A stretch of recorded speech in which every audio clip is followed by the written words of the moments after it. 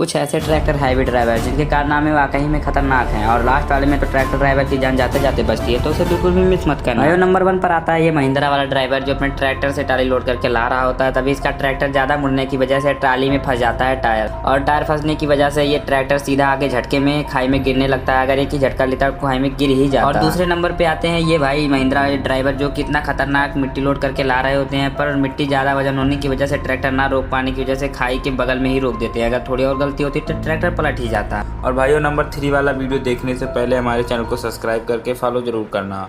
और भाइयों नंबर 3 पे आते हैं ये स्वराज वाले भाई साहब जो अपनी मिट्टी लोड करके ला रहे होते हैं। तभी मिट्टी का वजन ज़्यादा होने की वजह से ट्रैक्टर बीच से उठ जाता है और ट्रैक्टर पलट जाता है और ड्राइवर की जान जाते जाते